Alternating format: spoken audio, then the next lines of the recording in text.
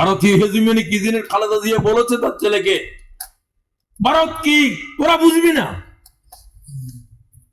আমার উপরে সমস্ত নির্যাতনের মূল কারিগর তো খালেদা জিয়া না বুঝছে আর জিয়াউর রহমানে বুঝছে, তো যেন জাতি তাদেরকে সম্মান করে, ঠিক কিনা? আমরাও করি, আমরা তো ইজ্জতের সাথে কথা বলি, তো চরম কথা বললেও চরম কথা অন্যের সাথে তো বলা, ওনার সাথে তো বলা যাবে না, গোটা জাতি তাকে তোরা যা সম্মান দোষ নাই তার চাইতে বেশি তো ডক্টর ইউনূস দিয়েছে, ঠিক কিনা বলো? أعوذ بالله من الشيطان الرجيم بسم الله الرحمن الرحيم لا إكراه في الدين قد تبين الرشد من الغي ومن يكفر بالطاغوت ويؤمن بالله فقد استمسك بالعروة الوثقى لا انفصام لها وهو العلي العظيم صدق الله العظيم সম্মানিত উলামায়ে কেরাম, বয়স্ক মুরব্বীগণ,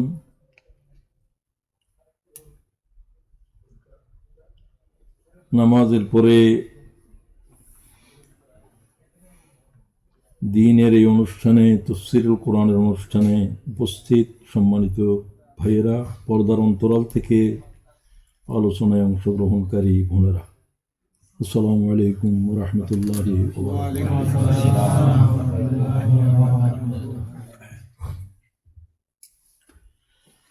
কোরআনে পাকের যে আয়াতটা আপনাদের সামনে আমি পড়েছি, এটার উপরে অনেক বিস্তৃত আলোচনা আমি লিখেছি, সেগুলো আমার বইতে পরবর্তী সময় প্রকাশিত হবে। আজকে এত কথা বলার কোনো সময়ও নাই,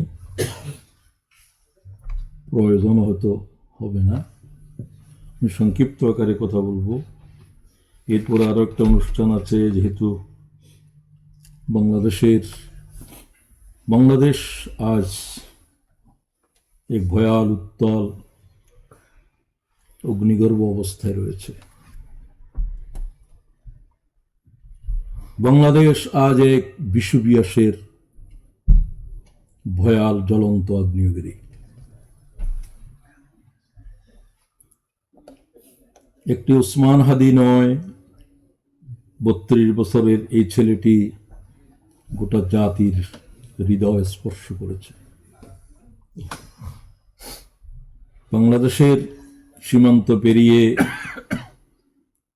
জাতিসংঘের সেক্রেটারি জেনারেল, তাদের মানবাধিকার সংস্থা, তার মৃত্যুর বিষয়ের উপরে তদন্তের 2 বার নির্দেশ দিয়েছে। এটি বাংলাদেশের ইতিহাসে নয়, পৃথিবীর ইতিহাসেও কোনো দেশের ইতিহাসে তেমন খুঁজে পাওয়া যায় না। তো ছেলেটি সম্পর্কে যতই এখন জানা যাচ্ছে, তার আলোচনা সবকিছুই গোটা জাতির হতবাক করে দিচ্ছে। তার ভিতরে যে দ্বীনের যে চেতনা ঘুমন্ত ছিল, সেটা গোটা জাতি এখন বুঝতে পারছে তার মৃত্যুর মধ্য দিয়ে। আল্লাহ তুমি তার শাহাদাত কবুল করো। বলতে কোনো দ্বিধা নেই, সে যে শূন্যস্থান রেখে গেল, যদিও এটা এরকম হবে ছেলেটা সম্পর্কে আমাদের ধারণা ছিল না, সে শূন্যস্থান পূর্ণ করার বাংলাদেশের কোনো রাজনৈতিক, কোনো সামাজিক ব্যক্তিত্ব নজরে আসছে না। এত কম বয়সে তার চেতনার ভিতরে বিপ্লব কিভাবে জমা হলো বুঝতে পারলো। সে যদিও কোরআনে হাফেজ ছিল, মাদ্রাসায় লেখাপড়া করেছে, ঢাকা বিশ্ববিদ্যালয়ের রাষ্ট্রবিজ্ঞানের ছাত্র, 32-33 বছর বয়স তার। তো তার বিষয়ে তো কথা বলেছি আমি আমার এতে তার শোকবার্তায় আমি অনলাইনে বক্তব্য রেখেছি, সেটা আপনারা দেখে নিতে পারেন। তার যে জানাজা অনুষ্ঠিত হয়েছে, এক শুক্রবারে সে ইন্তেকাল করলো, গুলিবিদ্ধ হলো, আর দ্বিতীয় শুক্রবারে এক সপ্তাহের ব্যবধানে সিঙ্গাপুরে চিকিৎসারত অবস্থায় সে ইন্তেকাল করল। যাই হোক, আল্লাহ তাআলা যদি কোনো বান্দাকে ভালোবাসেন, আল্লাহ জিবরাইলকে ওহী করে দেন, বিশুদ্ধভাবে হাদিসে বর্ণিত। জিবরাইল সৃষ্টি জগতের কাছে ওহী করে দাও, আমি আমার এই বান্দাকে ভালোবাসি। জিবরাইল জমিনের দিকে নাদা করে দেয়। সাগর তলার প্রাণীরা, সমস্ত হাইওয়ানাত, নাবাতাত, জামাদাত, তোমার মানব গোষ্ঠীর সকলের কর্ণকুহরে, দিলের ভিতরে তার সম্পর্কে ভালোবাসা পয়দা হয়ে যায়। আলহামদুলিল্লাহ বললেন? আলহামদুলিল্লাহ, সুবহানাল্লাহ বলতে হবে কেন? এগুলোর প্রয়োগ তো হাদিসেও আছে, আছে কিনা? এগুলো এই মসজিদের মুসল্লিদের কাছে আর সবার বলতে হবে। তো কথা যিনি বলছেন তিনি দরুদ শরীফ পড়লেন, আপনারা কথা বলতেছেন কেউ কেউ। এটা অডাসিটি, বেয়াদবি, সরাসরি বেয়াদবি, রাসূলের শানে বেয়াদবি। আল্লাহ আমাদেরকে মাফ করে দেন। আমিন। কথা বলার এত জরুরত কেন পড়ল? এত জরুরত কেন পড়ল? কথা তো কম বলার জন্য কোরআন শরীফের আয়াত নাযিল হয়েছে। যাই হোক, কথাগুলো হয়তো কঠিন মনে হতে পারে, কিন্তু আল্লাহ তাআলার আযাব তো এর চেয়ে ভয়াল কঠিন, ভয়াল কঠিন। আল্লাহ আমাদেরকে আদব বকশিশ করো। বেয়াদব, আদব যার কাছে নাই সে হলো প্রথম ইবলিস। সে আল্লাহর সাথে কথা বলতে কোনো আদব রাখে নাই। বেয়াদব বেয়াদব আল্লাহ থেকে, আল্লাহর দয়া থেকে অনেক দূরে থাকে। বেয়াদব খালি কি ইবলিস না আরো আছে? মিনাল জিন্নাতে। আল্লাহ তাআলা আমাদেরকে আদব বকশিশ করো। আমিন। সমস্ত এলেম দ্বীন শিখার জন্য আদব প্রয়োজন হবে। তো যাই হোক, এটা এই জন্য বললাম, দরুদ শরীফ যখন আপনি পড়েন, এখানে দরুদ শরীফ পড়ার জন্য আমি তকরির করেছি 1-1.5 ঘন্টা মনে হয়। যে জিন্দিগির উপরে দুটো জিনিস সেটা লাজম করেন যদি আমরা জান্নাতে যেতে চাই, দরুদ শরীফ পড়া আর ইস্তেগফার পড়া। লাজম করেন। মান লাজম আল ইস্তেগফার, ইস্তেগফারকে যারা লাজম করেছে, ক্বালা রাসূলুল্লাহ। আমি বাকি কথাও বলবো না, এগুলো সমস্ত কথা এখানে বর্ণনা করেছি, আপনাদের মনে থাকার কথা। আপনারা আমার কাছে ওয়াদা করেছেন অন্তত দৈনিক 1000 বার দরুদ শরীফ পড়বেন। দরুদ শরীফ ছোটটা হলেও সাল্লাল্লাহু আলাইহি ওয়াসাল্লাম সবচেয়ে সংক্ষিপ্ততম দরুদ শরীফ, যা মুহাদ্দিসিনে কেরাম লাখ লাখ বার হাদিসে পড়েছে, ঠিক কিনা? এতে এটা কে জানে না? এক নামাজের ভিতরে আগে পরে আসা যাওয়াতে 100 বার 200 বার পড়তেই পারেন। 200 বার পড়লে তো 5 দুগুণা 10, তার 1000 হয়েই যায়। আমি এমন লোকের জীবন জানি যে দৈনিক 1 লক্ষ বার দরুদ শরীফ পড়েছে, আর বাকি তার নামও বলতে চাই না আপনাদেরকে, বলেছি একবার। এখন কথা এইভাবে বলতে হবে, বলা হয়েছে আর বলা হবে না। কারণ তোমার কাছে এত কি কথা বলার কার প্রয়োজন পড়ছে? আমি তো আমার প্রয়োজনে এসেছি। এই জরুরত কেন পয়দা হচ্ছে না যে আমার ভিতরে আমার নিজের প্রয়োজনে জানতে হবে? আমার বেহেশতের পথ দেখানোর জন্য কেউ জিম্মাদারি নিয়ে আসে নাই, এই জিম্মাদারি নবীরও নাই। শুধু তাদেরকে জানিয়ে দাও, সে গ্রহণ করবে কি করবে না এটা আল্লাহর সাথে ফয়সালা হবে, ঠিক কিনা বলেন? সারা জিন্দিগিতে হায়াতের এই পর্যায়ে আসার পরে যদি সূরা ফাতিহা বিশুদ্ধ করে পড়তে না পারেন, জান্নাতে যাওয়ার কি অধিকার আমাদের? আল্লাহর কোন গরজ পড়ছে? জাহান্নামে দেওয়ারও আল্লাহর কোনো গরজ নাই, জান্নাতে দেওয়ারও কোনো গরজ নাই। জান্নাত জাহান্নামের ফয়সালা তোমারটা তোমারে করতে হবে, ঠিক কিনা? আপনাকে সিদ্ধান্ত নিতে হবে। সেটা আজকের আলোচনাতে আছে, আয়াতটাতে আছে। লা ইকরাহা ফিদ্দীন, দিনের ভিতরে কি নেই? জবরদস্তি নেই। তোমার জোর করে কেউ কিছু করাই দিতে পারবে না। এ দায়িত্ব আল্লাহ দেন নাই, এটা কোরআনের আয়াত, নবীকেও দেন নাই। কেন দেন নাই? কাত্তাবাইয়ানার রুশদ মিনাল গাই। রুশদ মারুফ, রুশদ জান্নাতের পথ, গাই গুমরাহির পথ। সহজ করে বলছে, হেদায়েত, হেদায়েতের পথ, সত্য এবং মিথ্যাকে সুস্পষ্ট করে দেওয়া হয়েছে। হাজার হাজার কিতাব নাযিল হয়েছে, সহিফা টহিফা সহ লাখো লাখো পয়গম্বর এসেছে এই দুই কথা বলার জন্য। এটা জান্নাতের পথ, এটা জাহান্নামের পথ।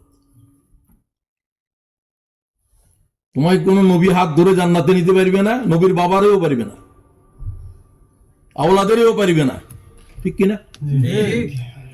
তোমার ফয়সালা তোমারে করতে হবে। নবী দোয়া করলেও হবে না।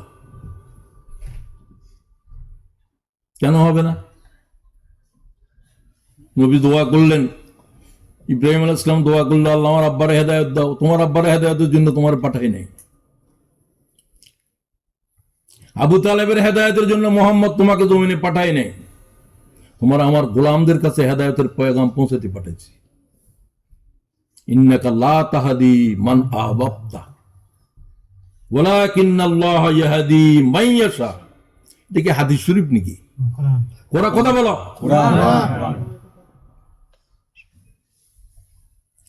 কোরআন হচ্ছে ওই কিতাব, লক্ষ লক্ষ হাদিস জমা করলে কোরআনের এক লফজ বরাবর হবে না। তুমি বুখারী শরীফ চিনছো, তুমি তো কিতাবই চিনো নাই। বুখারী শরীফ কোনো কিতাব নয়, মুসলিম শরীফ কোনো কিতাব নয়। এগুলো হচ্ছে কোরআন শরীফ বলার সময় রাসূলুল্লাহ যে কথা বলছেন, এই নোটস। এগুলো একটাও কিতাব নয়, কিতাব একটাই নাযিল হয়েছে। এটার সামনে তৌরাত কিতাব নয়, ইনজিল কিতাব নয়, জবুর কিতাব নয়। সেগুলো তাদের জন্য কতগুলো কমান্ডমেন্টস, নির্দেশনা তাদের ভাষা। এগুলো আল্লাহর জবান নয়, আল্লাহর জবান একটাই, এটার নাম কালামুল্লাহ। কালামুল্লাহ দুনিয়াতে কেউ আসে নাই, কিতাব আসছে বহুত। কালামুল্লাহরে লেখলে কিতাব হয়, কথা কি বুঝে? এটা কিতাব, কিন্তু এইরকম কোন কিতাব আল্লাহ তাআলা মুহাম্মদের উপরে নাযিল করে নাই, এক আয়াতও করে নাই। আল্লাহর আওয়াজ এটা বহন করে এনেছে জিব্রাইল, ইকরা। জিব্রাইল বলে, আর মুহাম্মদ সাল্লাল্লাহু আলাইহি ওয়াসাল্লাম দিলের উপরে সেটা ছেড়ে দেয়, তিনি আবার বলেন। এটা কি মুসার উপরে এরকম হয়েছিল?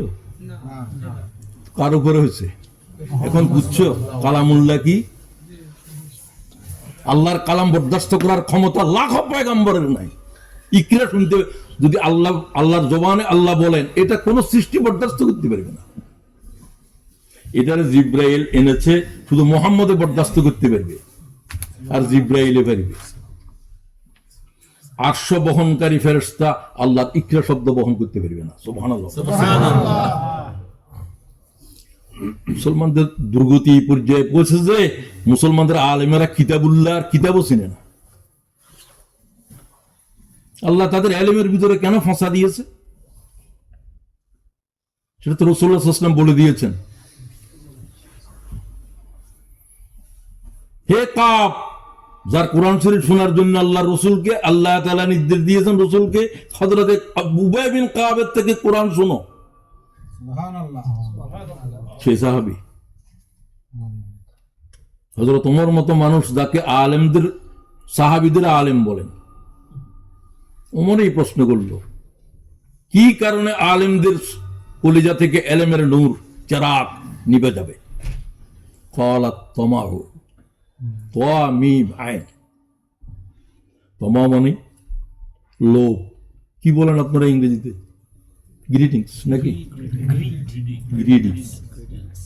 গ্রিডিনেস, লোভ। সমস্ত আলেমের এলেম শেষ হয়ে গেছে এক শব্দে, দুনিয়া খাইতে হবে।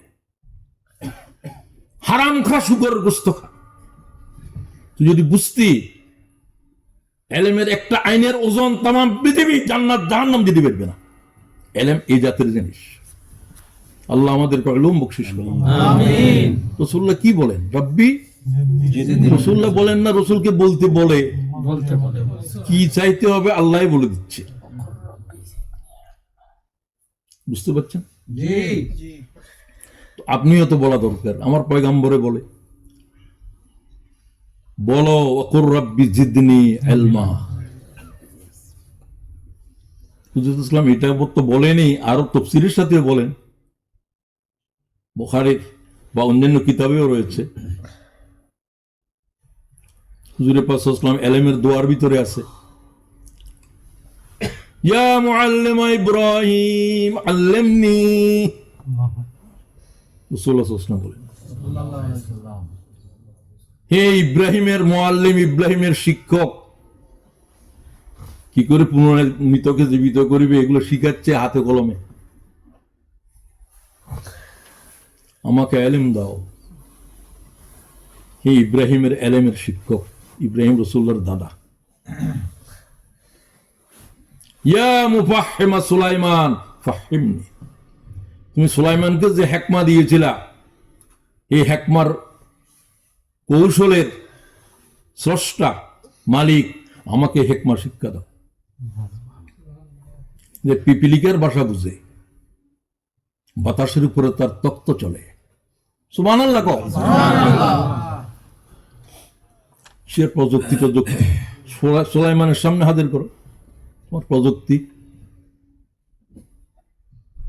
তুমি কয় ভাষা জানো? যে পিপিলিকার ভাষা জানে, तमाम সৃষ্টির ভাষা আছে না নাই?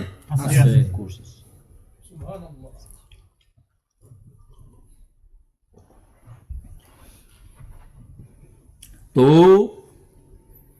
তাতাবায়ানা রুশদু মিনাল গাই, এই হেদায়েতের পথ থেকে গুমরাহিকে স্পষ্ট করে দেওয়া হয়েছে। অস্পষ্টতার কোনো গুঞ্জাইশ নাই। দুটা বিন্দুর মধ্যে কয়টা রেখা টানা যাবে? হাজার হাজার লাখে লাখ। এ বিন্দু বি বিন্দু, তুমি যতভাবে টানো, এখান থেকে এটা, এখান থেকে এখানে, সরল রেখা কয়টা টানা যাবে? সিরাতে মুস্তাকিম। সবচেয়ে সংক্ষিপ্ত হলো সেই রেখাটা। যেগুলো অ্যাঙ্গেল করে গিয়েছে এগুলো সব বক্ররেখা। এগুলো কোনোদিন বি পর্যন্ত যাবে না। এক সামান্য পরিমাণ, 1 ডিগ্রি পরিমাণ যদি তুমি একটু এদিক থেকে সেদিকে হও, এটা বি পর্যন্ত পৌঁছবে না। তামাম পথ আল্লাহ পর্যন্ত যাবে না, কোন ইবাদত পৌঁছবে না একটা পথ ছাড়া। এই পথের উপরে উঠা লাগবে, যেটা নবীদেরকে শিক্ষা দেওয়া হয়েছে। ওয়ানাবুদুনি হাযা সিরাতুম মুস্তাকিম। জিন্দেগীর প্রতিটি ক্ষেত্রে শুধু আল্লাহর গোলামি করো, এটাই সিরাত মুস্তাকিম। আজ নফসের গোলামি করো, সমাজের গোলামি করো, বাপদাদার গোলামি করো, দেশের আইনের গোলামি করো, তোর মনিবের তো কোনো শেষ নাই।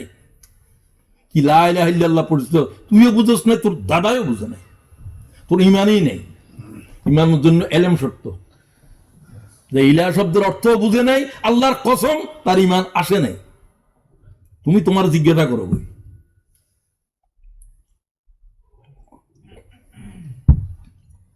আমার যখন বুঝইল কিছুটা, আমি আমার আম্মার জিজ্ঞাসা করলাম, আপনি লা ইলাহা ইল্লাল্লাহ বুঝেননি? আমার আম্মা একেবারে অশিক্ষিত, সামান্য বর্ণমালা জানে, আর কোরআন শরীফ পড়তে পারে। আল্লাহ ছাড়া মাহবুদ নাই, এতটুকু বলছে মোটামুটি। আপনি বুঝেন নাই ভালো করে। এই আল্লাহ ছাড়া আপনার আর কোনো সৃষ্টিকর্তা নাই, আপনার পালন কর্তা নাই, সার্বভৌমত্বের মালিক নেই, আপনার ভালো করার মন্দ করার আর কেউ নাই। একটু ব্যাখ্যার সাথে বুঝে দিলাম। আমার যতটুকু বুঝছিল তখন, আমি এটা বুঝছি যে আর মা যদি এটা না বুঝে ইমান আনে, ইমান আনা হয় নাই। আমার যখন বুঝ হলো যে আমার মা যদি আল্লাহর দিনের জন্য কোনো কাজ না করে, আমার আম্মা জান্নাতে যাওয়ার কোনো রাস্তা নাই, কোনো নামাজও দিতে পারবে না, তাহলে আল্লাহর দিনের জিহাদ করতে হবে। কথা বললে এটা একটা জিহাদ।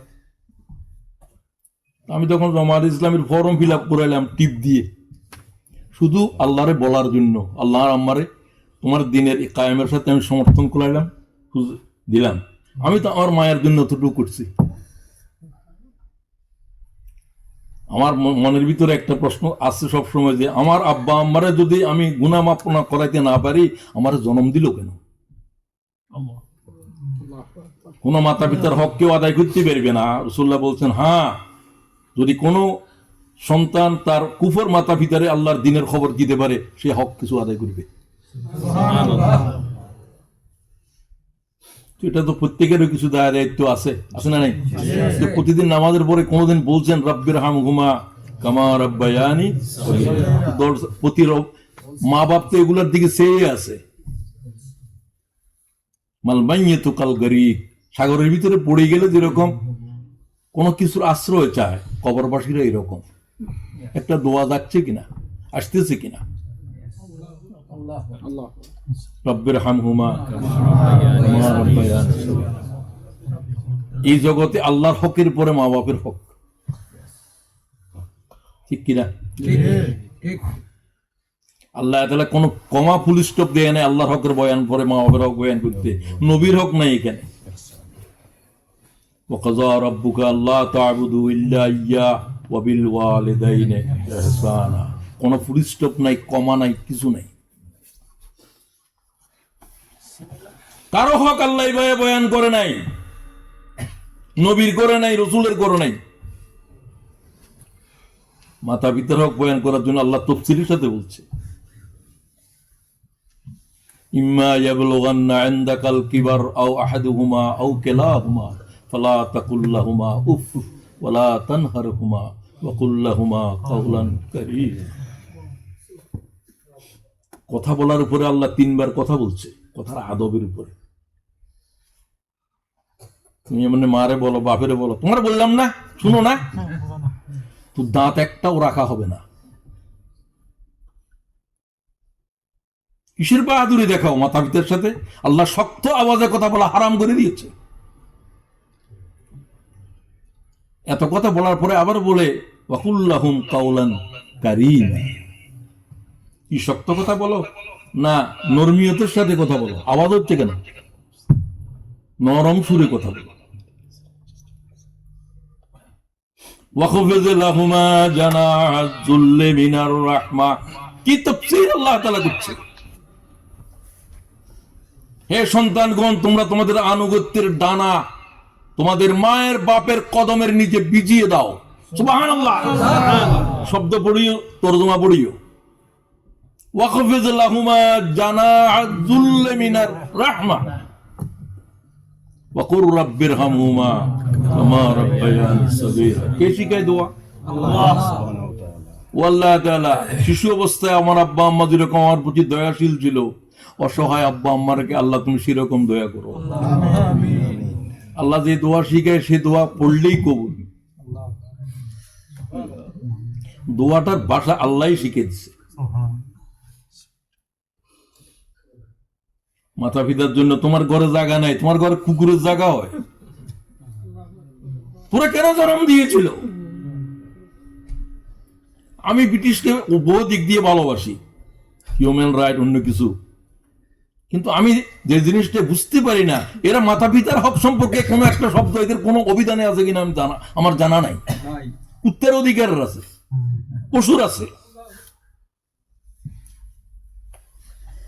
তোদের সভ্যতার উপর কিছু বলতে পারলাম না, তোদের কিছু এহসান তো আছে আমার উপরে, না হলে আমি তোদের সভ্যতার উপরে থুতু মেরে দিতাম। সভ্যতা আসলে তো শিখো নাই, সভ্যতা নবীরা এসে শিখেছে। সভ্যতার জনক, সভ্যতার পূর্ণাঙ্গতা মুহাম্মদ ইবনে আব্দুল্লাহ সাল্লাল্লাহু আলাইহি ওয়াসাল্লাম। ঠিক কিনা? ঠিক। বুইসতু লিউতাম্মিমা মাকারিমাল আখলাক, বুইসতু লিউতাম্মিমা মাকারিমাল আখলাক। না মুয়াত্তা হাদিস নিচ্ছেন বিশুদ্ধ সনদে। আসেন, আমি ওদের দিকে যেতে চাচ্ছি না, কোথার থেকে কোথায় চলে যায়। তো এরপরে কোরআনকে আপনি বলতে পারেন রাসূলুল্লাহ সাল্লাল্লাহু আলাইহি ওয়াসাল্লামের আসার পরে হেদায়েতের সুস্পষ্ট পথ হলো কোরআন। জালিকা হুদাল্লাহ, এই হচ্ছে হেদায়েত, আল্লাহর হেদায়েত। কোনটি? কোরআন। আপনি এটার কাছেও যান নাই, কি উসুলের কিতাব পড়েন? হায়াতের জবাব দিতে পারবি এই সমস্ত পড়ার জন্য? জালিকা হুদাল্লাহ ইয়াহদি বিহি মান ইয়াশা। আমি এই কোরআন ছাড়া আর কোন কিতাব দিয়ে মানব জাতির হেদায়েতের ফয়সালা করব না। হেদায়েতের মালিক বলছে, নবীর হাতে হেদায়েত নাই, বলতেছে যে তিনি বলতেছে আমি হেদায়েত রেখেছি কোরআনে। এর প্রত্যেক শব্দের ভিতরে মানব জাতির হেদায়েত আছে। সুবহানাল্লাহ। এটা বুঝো না যে সেখানেও হেদায়েত আছে, আলিফ লাম মিমের ভিতরে হেদায়েত আছে। সুবহানাল্লাহ। আর মরিচ বুখারী তো আলিফ লাম মিম পড়ে ঈমান আনছে, তুমি আর কি বুঝাবো তোমারে? সেগুলোর কাহিনী বলার তো সময় নেই। আল্লাহ শুধু বলে দিলেন জালিকা হুদাল্লাহ। হাজা বলতে পারতো জালিকা। আরে জালিকার উপর আমি প্রবন্ধ লিখেছি 20 পৃষ্ঠার। কোরআন শরীফ কি? এটাকে আল্লাহ বলতে জালিকাল, this book is that book. That বুকের উপরে এই সেই কিতাব, এই সেই কিতাব। এর উপরে 10টা 15টা প্রবন্ধ লিখছে, একটার উপরে একটা, এই সেই কিতাব, এই সেই কিতাব, এই সেই কিতাব। বইয়ের নামও দিয়েছি এই সেই কিতাব। তোমরা পড়িবা, এগুলো আসতেছে এই দেশে। মোটামুটি আমার এবারে মতো মনে হয় শিপের কন্টেইনার আসে পৌঁছছে বইয়ের, আর এতদিন আনতে পারিনি। লেখাপড়া করার ইচ্ছে আছে, লেখাপড়া করবে। 1 নম্বর লেখাপড়া করবেন কোরআন শরীফ। কোরআন শরীফ পড়তে হবে, কোরআন শরীফ বুঝতে হবে, কোরআন শরীফের প্রত্যেকটা বর্ণের উপর ঈমান আনতে হবে, ঠিক কিনা? কোরআন শরীফের দাওয়াত সব ফরজ বলতেছি, সব ফরজ। পড়তে হবে ফরজ, বুঝতে হবে ফরজ, ঈমান আনতে হবে ফরজ, আমল করতে হবে ফরজ, দাওয়াত দিতে হবে ফরজ, কোরআনের বিধান কায়েম করতে হবে ফরজ। সব ফরজ, এখানে কোনো নফল ফরজে কাফায়া টাফায়া কিছু নেই। ফরজে আইন, ফরজে আইন, ফরজে আইন। কি অবহেলিত এই কিতাব, কি মজলুম এই কিতাব। মুসলমানে খুলে দেখে না। কোন দিনে তোর মা মরিব আর বাপ মরিব, তারপর কোরআন শরীফ খুলব। এটা কি মরা মানুষের জন্য না জিন্দার কিতাব? मुर्दा के लिए नहीं है, ये जिंदा की किताब है। ইমাম আবু হানিফা তো কোরআন শরীফ দিয়ে ইসালে সওয়াব জায়েজ কয় না, তুমি জানো নি সেটা? এমনি হানাফি আর কি জাতের হানাফি তুমি? কি আর কথাটা বুঝলো নি কি বললাম? কি বলছি একজনে বলো তো? সওয়াব বকশাইয়ে দেওয়া। ওই আর এখানে পুরানো মুসল্লি আমার ক্লাসের গুড টিচার, গুড স্টুডেন্ট, হ্যাঁ good student, good student, good টিচারও সামনে বসে, সামনে বসবে, অবশ্যই সামনে বসবা। সামনে বসলে তো সোয়াব বেশি। সামনে বসলে উঠের সোয়াব, জবাই করলে পিছনে বসলে ডিমের সোয়াব।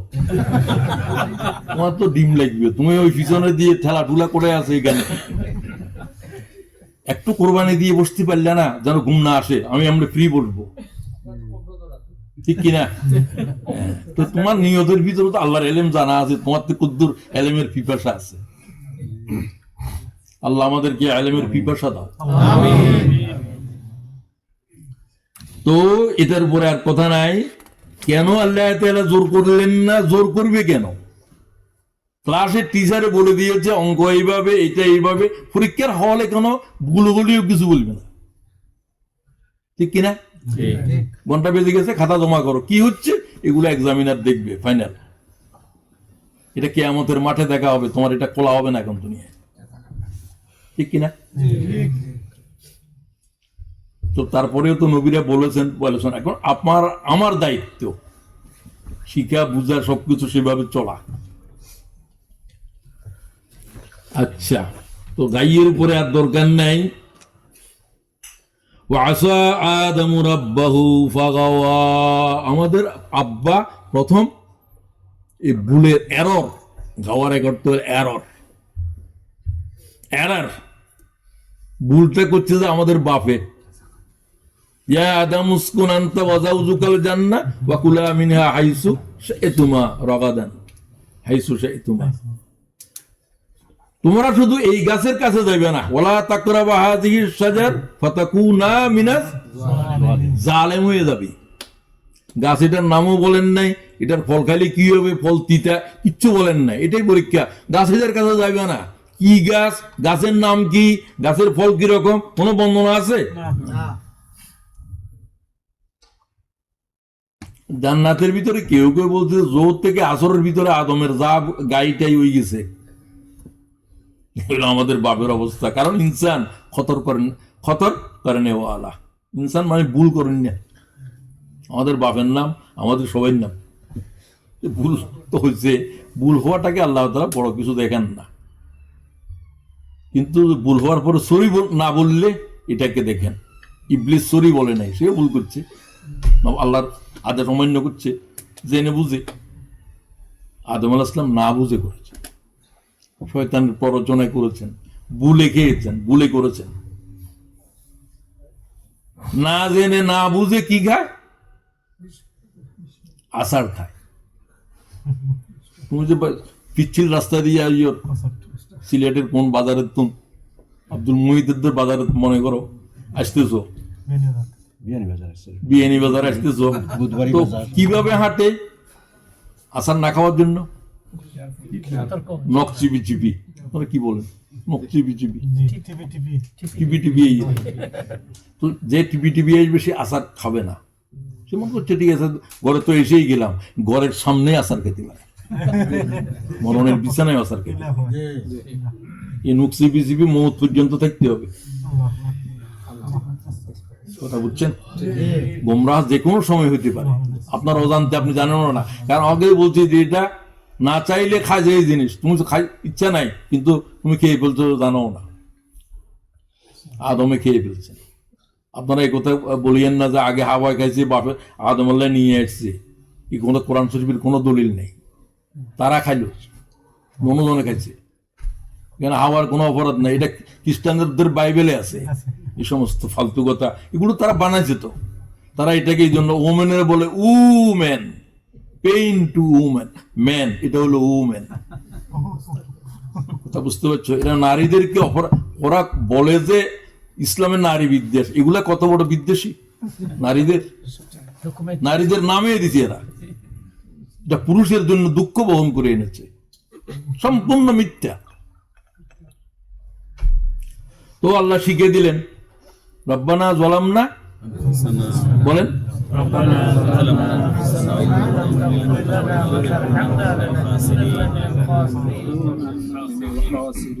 আল্লাহ তাআলা ক্ষমা করে দিলেন। বান্দা যদি কোনো গুনাহ না করতো, খালি ইবাদত করতো, আর একটা গুনাহ করে আবার তওবা করে, আল্লাহর কাছে কোনটা বেশি প্রিয়? তোমার আর আমার আকলে কি কয়, একবারে করে না, এটা না বেশি ভালো মানুষ সুইসার, এই সুইসার আল্লাহ পছন্দ। আল্লাহ কথা এরকম তো তাম সৃষ্টি জগৎ কেউ কি গুনাহ করে? এটার তো আর দরকার নেই, তুইও তো এই নাবাতাত হাইওয়ানাত জামাদাত না। যেহেতু স্বাধীনতা দিয়েছে, ভুল করার তো সুযোগ আছে, করছো, আবার সাথে সাথেই তওবা মানে সরি পরবর্তী। এই বান্দাকে আল্লাহ ভালোবাসেন কেন? আল্লাহ তাআলা তওবা করার গুণ এটা তো আর প্রকাশিতই হইতো না, ঠিক কিনা? ক্ষমা করার শক্তি আল্লাহ তাআলার, শাস্তি দেওয়ার চাইতে কোনটা বেশি শক্তিশালী? আল্লাহর গুণ সাবাকাত রাহমাতি আলা গাযাবি, আমার শাস্তি দেওয়ার শক্তির উপরে আমার দয়া কঠোর বলবত্তর, এটার উপরে। এই জন্য তো বন্দারা দুনিয়াতে আছে, আজ আমরা আছি। কাত্তাবাইয়ানার রুশদু মিনাল গাইয়্যি ফামান ইয়াকফুর বিত-তাগুত, তাগুতকে কি করো? ইস্তেনাব করো, কুফরি করো। ওয়া ইউমিন বিল্লাহ, অতঃপর কি করো? অতঃপর, অত আগে কি? কুফরি। কুফরি গ্রহণ করো ইমানের জন্য। ওমা, কুফর মানে অবিশ্বাস। তো বিশ্বাসের জন্য কি লাগবে? অবিশ্বাস, ভয়ঙ্কর অবিশ্বাস লাগবে। এই জগৎ তোর উপরে ইমান আনলাম না, তোরে বিশ্বাস করি না, আকাশ জমিন মখলুক যা আছো সব কি বিশ্বাস অবিশ্বাস? খাইরিহি ওয়া শাররিহি মিনাল্লাহ তাআলা। তোর কাছে কল্যাণের ক্ষমতাও নাই, অকল্যাণের ক্ষমতাও নাই, আকাশের নাই, জমিনের নাই, কোন দেশের প্রধানের নাই, ফেরাউনের নাই, কারো নাই, ইল্লাল্লাহ। আগেরটা না স্বীকার করে কুফরি করে তারপরে খালি করো, তারপরে আমি শুধুমাত্র আল্লাহকে আমার খাইরিহি ওয়া শাররিহি মিনাল্লাহ তাআলা। বহু সিফাতের থেকে শুধু একটা বললাম। কথা বুঝে আসছে? কারণ মানুষের যত বন্দেগি করে এই দুইটা জিনিসের জন্য করে, ভালো পাওয়ার জন্য, মন্দ থেকে বাঁচার জন্য। সাপের পূজা কেন করে? দংশনের বিষাক্ততা থেকে বাঁচার জন্য। আগুনের পূজা ভয়ালতার জন্য। গরু পূজা কেন করে? মা দুগ্ধ দেয়। সমস্ত পূজা পার্বণের দুইটাই কারণ, হয় কল্যাণ পেতে চায় তার থেকে এই জন্য, অথবা তার অনিষ্ট থেকে বাঁচতে চায়। এটার কোন ক্ষমতা সৃষ্টি জগতেরই নাই, নবীর নাই, রসুলের নাই, জিব্রাইলের নাই, মিকাইলের নাই, নাই নাই নাই নাই, কারো নাই, ইল্লাল্লাহ। শুধুমাত্র কার? আল্লাহ। তো এই কথার উপরে কি ঈমান আসছে? জি বলছো যত সহজে, কথাটা তত সহজে বুঝো নাই। জিন্দেগির প্রতিটি ক্ষেত্রে দুইটি জিনিসের বিষয় আছে। তুমি তো ওষুধ খাচ্ছ, তো তোমার ইমান কি আমার জন্য ম্যালেরিয়া ভালো করবে? কুইনাইন। ম্যালেরিয়া কুইনাইনে ভালো করতে পারবে? কে করবে? রসুল বলছে তোমরা কোন উসিলা গ্রহণ করো, ওষুধ মনে করো। আলী তুমি কাঁচা আঙ্গুর কেন খাচ্ছ? তোমার তো গায়ে জ্বর, কাঁচা আঙ্গুর কিছু নাই, তারপরে এটার চিকিৎসা, সেটা গ্রহণ করে সুন্নাহ। প্রত্যেক রোগের কি আছে? চিকিৎসা, সেটা আল্লাহ দিয়েছে। কিন্তু ওষুধ এটা কার্যকর করবে কিনা কার অনুমতি লাগবে? আল্লাহর অনুমতি চায়। এই জন্য তোমার বলার সময় ওষুধ খায়, ইয়া শাফি, শাফি আল আমরাজ বলে ওষুধ খায়। আসল চিকিৎসক তুমি। তুমি যদি চিকিৎসা না করো, চিকিৎসা না দাও, না থাকো, তাম দুনিয়ার মাউন্ট হাসপাতাল, এলিজাবেথ হাসপাতাল, রয়্যাল লন্ডনের কিছু করার আছে? কিছু করার নাই। তো এই খাইরিহি ওয়া শাররিহি মিনাল্লাহ তাআলা, আজকে এই ঈমান বুঝেছো, অনেকে যারা বুঝছো তারা রিনিউ করো ইনশাআল্লাহ। এই ঈমান যার কাছে এসে গেছে, সমগ্র পৃথিবী তার কাছে মুর্দার সমান, জিন্দা নয়। লাখ লাখ মানব জাতি তার সামনে মুর্দা। এদের কল্যাণ অকল্যাণ করার ক্ষমতাই নাই। সুবহানাল্লাহ।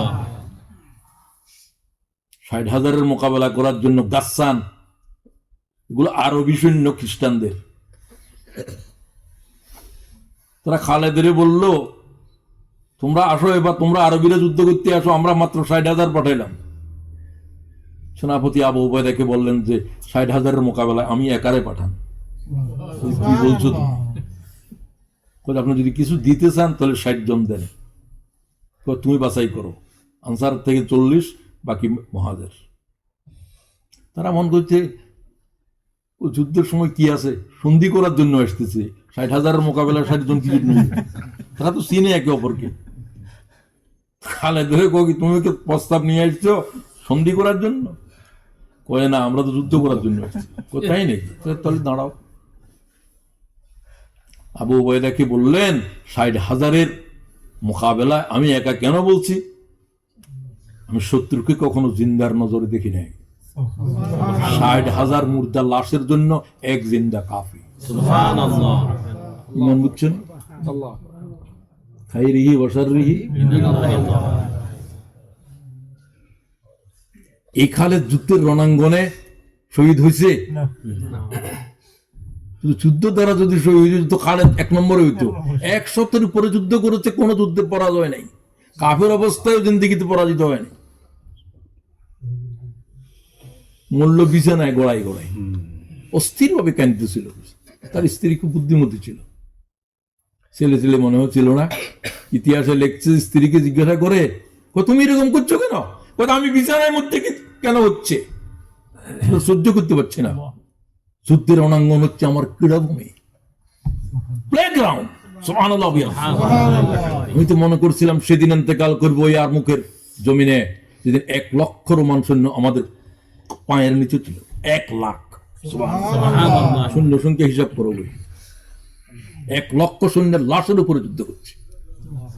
8খানি তরবারি আমার হাতে ভেঙেছে সেদিন, আমি রক্ত দিয়ে গোসল করে ফেলেছিলাম। আমি মনে করেছিলাম আজকে আর মুখে শহীদ হবো। হয়েছে? এ হলো খালেদ। স্ত্রী বলল যে, তোমাকে রাসূলুল্লাহ কি বলছে? সাইফুল্লাহ। সাইফুল্লাহ কি? আল্লাহর তরবারি। আল্লাহর তরবারি কি করে বুলন্ডিত হবে? তুমি কি করে পরাজিত হবে? তোমারে কে শহীদ করবে? স্ত্রীর এই কথা খুব খুশি হয়ে গেল। তুমি তো বিছানায় মরতে হবে, তোমার জমিনের উপরে আছাড় দেওয়ার, জমিনে তোমাকে পদানত করার আল্লাহর কোন শক্তি জমিনে নাই। তিনি বললো যে ঠিক বলছো। আগে দিয়ে বলছিল যে আমার শরীরের দিয়ে তাকাও তো, কি দেখো? তোমার শরীরের ভিতরে শুধু নেজা, বল্লম, তরবারি, ফোঁসা ছাড়া তোমার দেহের ভিতরে আর কিছু নাই। তুমি এত শত যুদ্ধে অংশগ্রহণ করছো। খাইরিহি ওয়াশাররিহি। শুধু এই শব্দের উপরে যেদিন তোমার ইমান আসবে সেদিন তুমি নিজের মুমিন কইও। এখনো বলবে যে ইমানের দিকে ঝুঁকছে মাত্র।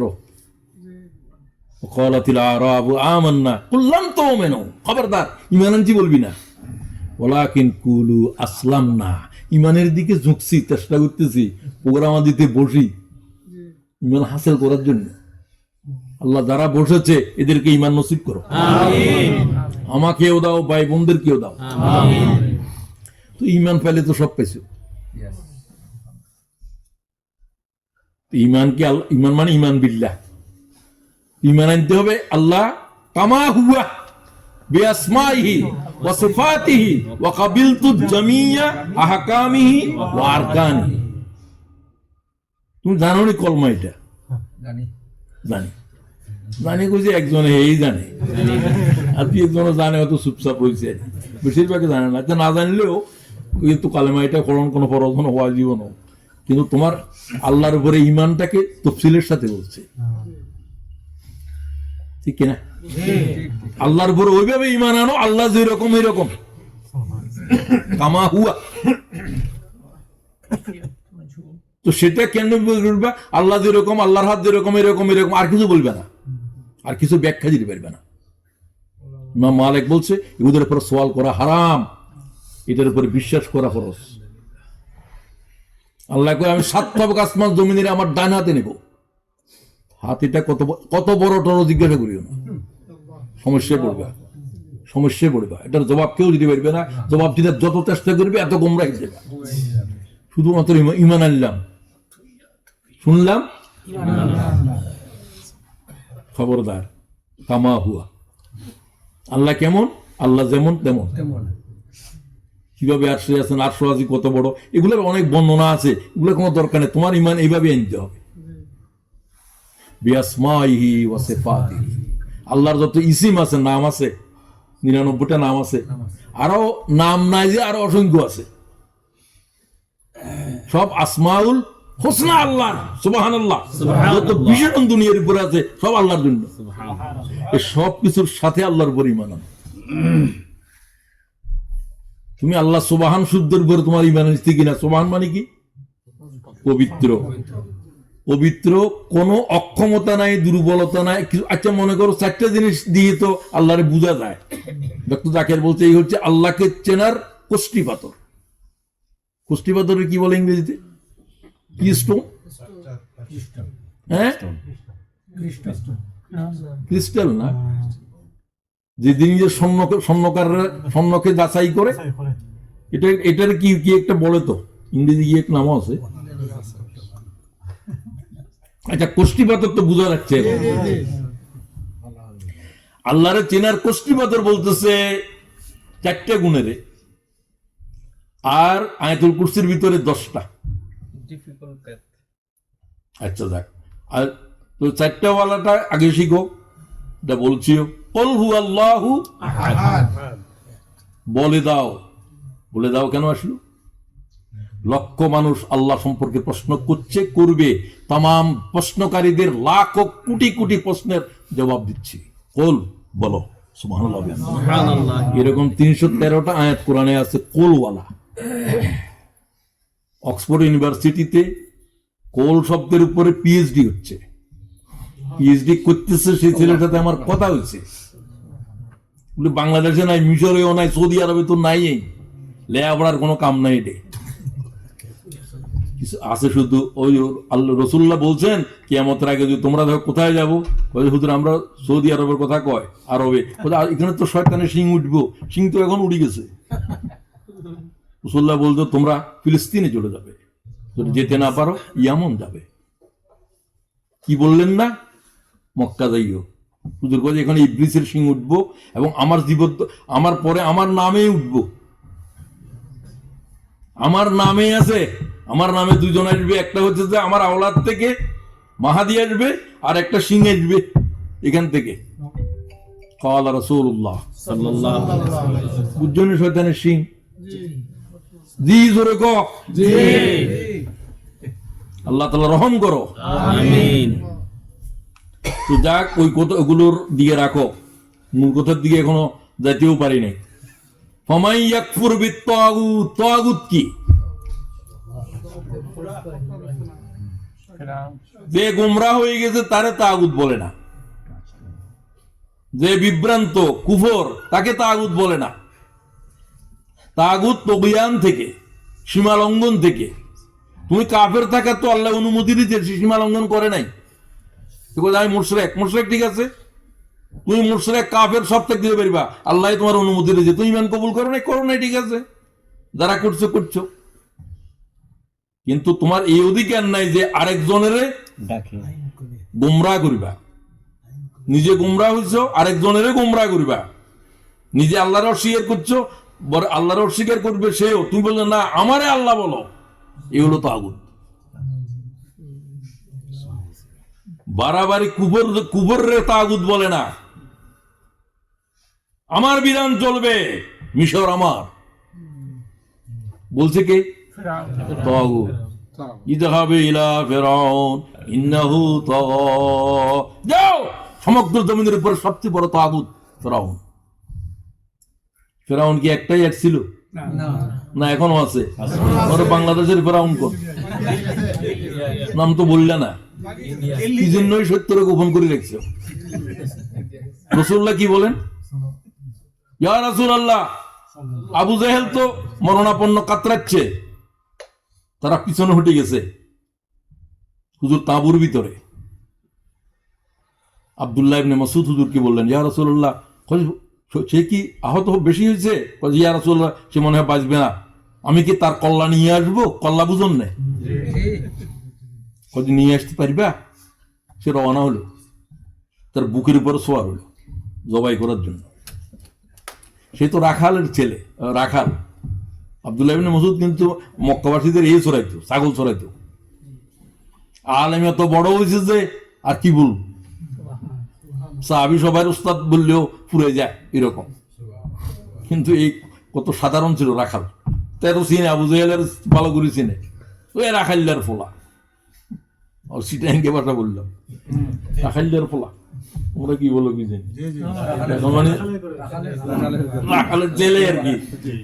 আমরা চিটাঙ্গে ফোলা কয় বা ফোয়া কয়, বিভিন্ন কিছু। আচ্ছা, তো তুই করে আমার গর্দান লম্বা করে কাটিস, লোকেরা যেন চিনে আমার এটা অমুকের মাথা। অহংকার সময় সব অপরাধের মূল হলো তাকাব্বুর।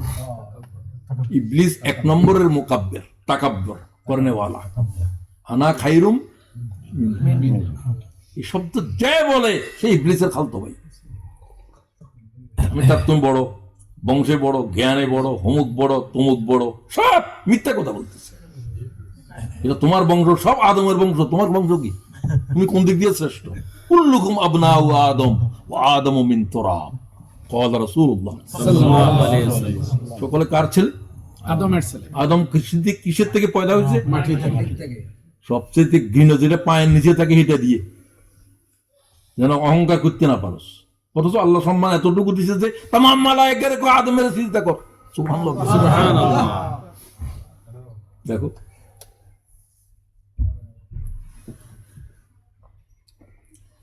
তাগুত, এক নম্বরের তাগুত হলো ইবলিস। রাসূলুল্লাহ সাল্লাল্লাহু আলাইহি ওয়াসাল্লামের কাছে ওর মাথা নিয়ে আসলো, আল্লাহু আকবার বলল রাসূলুল্লাহ প্রথম, বলল হাযা ফিরাউন হাযিহিল উম্মাহ ক্বালা রাসূলুল্লাহ সাল্লাল্লাহু আলাইহি ওয়াসাল্লাম। ইমাম মুসলিম সম্ভবত এই হাদিস নিয়েছেন। হাযা ফিরাউন হাযিহিল উম্মাহ, এই হচ্ছে আমার উম্মতের ফেরাউন। সুবহানাল্লাহ, সুবহানাল্লাহ। এই হলো বাংলাদেশের ফেরাউন শেখ হাসিনা। আল্লাহ তোর কহর গজব দে তার উপর। ওনা কম্প্রোমাইজ করিও না। হাজার হাজার মানুষের জীবন নিয়ে ছিনিমিনি করেছ, লক্ষ লক্ষ মায়ের বুক খালি করেছ, নির্যাতন অত্যাচারের পাহাড় ভেঙে পড়েছে, চিৎকার করতে পর্যন্ত দাও নাই, চোখ বেঁধে রেখেছ বছরের পর বছর, সেখানে ঘা হয়ে গেছে, পোকা পড়ে গেছে। কি জাতের মানুষদেরকে? যারা সেনাবাহিনীর প্রধান হওয়ার যোগ্যতা রাখে, যারা গোটার লক্ষ মানুষের ইমামতি করে, এই সমস্ত মানুষদেরকে এইভাবে আয়না করে নির্যাতন করছো, এগুলো নির্যাতনের ইতিহাস পর্যন্ত চমকে যায়। তুমি এখন বলো যে উদিসির বিল্ডিং কেন ভাঙতে গেল? ওই ধর্মমন্ত্রীর কাছে গেছে, কিনা ধর্মমন্ত্রী আবমো খালেদ সাহেব যে এটা করলে তো ঠিক হয় না, তবে আমরা তো খালেদ সাহেবের জবাব এত দুর্বল, মাদ্রাসা পড়লে একটু দুর্বল হয়ে যাবে। মৌলানা মজদুর কথা আমার না, দুর্বল হয়ে যায়। কি জন্য হয় আল্লাহ তাআলা জানে। হওয়ার তো কথা ছিল না, হওয়ার তো খালেদের মতো হওয়ার কথা ছিল, ওই খালেদ। তো তিনি বললেন ঠিক আছে, আমি স্বরাষ্ট্রমন্ত্রীর সাথে যোগাযোগ করতেছি, এই করবি এগুলা করার জন্য। তুমি এই কথা কেন বললে না? তুমি কোন সুশীল সমাধান নিয়ে আসছো? এই প্রথম আলো কি করে নাই? এই দেশে বিনাশের কি ভয়াল কাণ্ড সৃষ্টি করে নাই, ঠিক কিনা বলো? তারেক রহমানের কথাই বা বলো, তারা যে ল্যাংটা করে এইভাবে অত্যাচার করলো, এই সবকিছুর তার বিরুদ্ধে এত কিছুর কাহিনী, সবকিছুকে আরো বেশি ফুলাইয়া ফাপাইয়া নির্যাতন করার জন্য সবকিছুর মূল কে ছিল? প্রথম আলো। এখন প্রথম আলোর পিছনে একটা করো, তোদের গালের উপর চর মারবে দাঁতিয়ে, কোনো সন্দেহ নাই। আমরা চাই না সেরকম হোক, তোদের পরিণতি চাচ্ছি ভয়াল কিছুর দিকে। এবং আল্লাহর কাছে দোয়া করে যে আল্লাহ তাআলা তুমি অন্তত বেগম জিয়ার হায়াত দাও, এদেরকে বাঁচার জন্য। গোটা বিএনপির জীবন খালেদা জিয়ার কলিজার ভিতরে। ও যদি মারা যায়, বিএনপি তখন মৃত্যুবরণ করবে। খালেদা জিয়ার উপরে কথা বলবে না, ঠিক কিনা বলো? ভারতীয় হেজিমনি কি জিনিস খালেদা জিয়া বলেছে তার ছেলেকে, ভারত কি তোরা বুঝবি না? আমার উপরে সমস্ত নির্যাতনের মূল কারিগর তো খালেদা জিয়া না বুঝছে, আর জিয়াউর রহমানে বুঝছে, তো যেন জাতি তাদেরকে সম্মান করে, ঠিক কিনা? আমরাও করি, আমরা তো ইজ্জতের সাথে কথা বলি।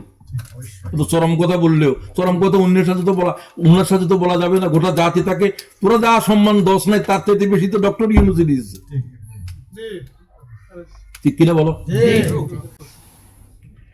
তাগুত, আর দুই একটা তাগুত শুনো, দুই একটা তো বলেই দিলাম, একটা তোমরা বলো। যারা নিজেরাই কুফরি করে, অন্যায় করে, এতটুকু নয়, মানুষদেরকে নিজেদের গোলামিতে অথবা তার দলের গোলামিতে বাধ্য করে, সে কি? এটা তোমার ভাই হইতে পারে, রাজনৈতিক বিদ হইতে পারে, কেউ ওই ফেরাউন যেমন হয়েছে। এই রকম তাগুতের ভিতরে জুব্বাওয়ালা পাগড়িওয়ালাও আছে, যারা বলো, যাদেরকে আমি দেখেছি সিজদা করতে মাঝি ভান্ডারে। নাজিবুল বশরের সিজদা করে যে আমি দাঁড়ানো, সেখানে 30-40 জন মহিলা হবে, পুরুষেরা পরে করবে, মহিলারা প্রত্যেকের মাথার উপরে সে হাত দিয়ে দোয়া করে, সবাই সিজদা করে মাথার নিচে পড়ে আছে, চুলের এইভাবে তার পায়ের নিচে দিয়ে। আমি দেখতে গিয়েছিলাম, আমি বললাম যে আল্লাহর গজব এখানে এখন নাযিল হবে, আমার বাইর করে এখান থেকে, আমি আর থাকতে পারবো না। তো সে যে তারে পূজা করে এটার উপর সে রাজি আছে নাকি? রাজি আছে। এ কি তাগুত ছিল, তাগুত ছিল। তো জুব্বাওয়ালা পাগড়িওয়ালা হুজুরের ভিতরে তাগুত আছে না নাই? তো তোমার ইসলাম ইসলামী দল না কুফরের দল, তোর জিব্বা কেটে ফেলা হবে কিয়ামতের মাঠে। তোর দলটা কি ইসলামী দল? তুই হুজুর তোর তেরা কয় মহতন সাহেব, মহতম আমার মহতন সাহেব কি জানি সেটা আমি কয় মহতন সাহেবের, হ্যাঁ মাহাতামিম সাহেবের কোনো কি আয় ব্যয়ের হিসাব আছে? এগুলো কোনো দরকার নেই, এটা বতনের ভিতরে। আব্দুল বতন আল্লাহর গোলাম ন কার গোলাম? বতন বতন ওতন ন ফ্যাটারি ফ্যাট সব সব ওখানে যা যাবে সব হালাল হয়ে যাবে। অন্যদেরকে বলতেছো যে এরা ইসলামী দল নয়, ইসলাম তো তোর কাছে তার কাছে আমানতদারিতাই নাই, কোন হিসাবপত্র নাই, তোরা কে সভাপতি বানাইলো এই দলের তারও কোনো পরিচয় নাই, আর কত বছর থাকবি তারও কোনো কাল নাই। ওমা কোনো কাল নাই, অনন্তকাল যতদিন হয়তো হায়াত থাকবে তা হায়াত। এগুলো কি ইসলামে আছে নাকি? না, তারপরেও সেটা ঠিক আছে। কি যে যন্ত্রণার ভিতরে আছে, বাস তাগুত বুঝিল কই। এরকম তাগুত বহুত আছে, সেগুলোর দিকে আমি যাচ্ছি না। এই সব তাগুতের অস্বীকার করো। নবীরা কি বলে? আনাইবুদুল্লাহ, কার বন্দেগী করো? তাগুত, বিদ্রোহ করো তাগুতের বিরুদ্ধে। তুমি এটা বললে রাজনীতি হয়, তো রাজনীতি তো হবেই। ইসলামের মুসলমানদের বানাইছে রাজনীতি করার জন্য, মানব বানাইছে। ইনসান হচ্ছে আমাদের আল্লাহ তাআলার পলিটিক্যাল ক্রিয়েচার, পলিটিক্যাল ক্রিয়েচার, খলিফা। এটা জিব্রাইল নয়, মিকাইল নয়, এদেরকে খেলাফতের জন্য বানায় নাই, আল্লাহর প্রতিনিধিত্ব করার জন্য। কি প্রতিনিধিত্ব? সমগ্র সৃষ্টির উপরে আমার কানুনের আমি জারি করে দিয়েছি, ইনসানের জন্য কানুন বানিয়েছি, কানুন জারি করার দায়িত্ব যার উপর তোমাদের উপরে দিয়েছি। তোমরা আমার পক্ষ থেকে এই খলিফা, এই আমার বিধানকে জারি করে দাও। সুবহানাল্লাহ। এটা কোনো জিন্নাতের কাজ নয়, তাদেরকে বন্দিগির জন্য বানাইছি, যেরকম সব মখলুকের বন্দিগির জন্য। তোমাদেরকে খেলাফতের কে তোমাদের বন্দিগি, এরেদাই বন্দিগি। খেলাফত বুঝে না, এগুলো তো রাজনীতি। কি কোনো ইনসানই নয়। তোর জান্নাত টান্নাত এগুলোর কোনো কিছু আছে কিনা? ইনসান না থাকলে তুই জান্নাত যাবি কেমনে? এতে আজও কয় যে রাজনীতি করবেন না, আপনি কথা বলেন রাজনীতি করবেন না, যে কয় এতে পিছিয়ে নামাজ হইতো না। তোমার তো এলেম নাই, সে ইসলাম বুঝেও নাই, দিনও বুঝে নাই, কিছু বুঝে নাই। সে ইলা শব্দের অর্থও বুঝে নাই। সব রাজনীতি ইলা শব্দের ভিতরে। সার্বভৌম ক্ষমতার মালিক, সভরেন পাওয়ারের মালিক কে? আল্লাহ। তো ইলা মানে তো সেটা, এটা তো পলিটিক্যাল ওয়ার্ড। খেলাফত ইটসেলফ এ পলিটিক্যাল ওয়ার্ড। তুমি আজ কো যে রাজনীতি করিয়েন না মুসলিদতে, রাজনীতি না করলে তুই বাইরে যে তুই জিন্নাতের সাথে নামাজ পড়, এদের রাজনীতি নাই। এদেরকে বানানো হয়েছে শুধু ইবাদতের জন্য। গাছের বানানো হয়েছে, এগুলো সব ইবাদত করবে, আর কিছু করবে না, যার যে ইবাদত। খেলাফত শুধু ইনসানের জন্য, এটা নাফরমানিও করতে পারবে, স্বাধীনতা আছে, এটা আর কারো নাই, কোনো মখলুকের নাই, ঠিক কিনা? তো সুতরাং তাগুত হওয়ার আর কারো শক্তি নেই, সব তাগুত ইনসানের ভিতর, আর জিন্নাতের ভিতরে হতে পারে, কারণ তাদেরও কিছু লিমিটেশন, স্বাধীনতা আছে। তো তাগুতের পরে আর কথা বলা দরকার নেই, তাগুত চিনি না। আরে 4 মাস পর্যন্ত সময় দিলে, আমার মামারে বললাম কি তাদের পিছনে ঘুরিলে, তুমি তাগুত চিনো কিনা মামা? ওই তাগুত কি জিনিস? তাগুত কি আফ্রিকার কোন প্রাণীর না, না মহাসাগরের কোন জলচরের না। তো 4 মাস পর্যন্ত কি করলে গাঁটছিল?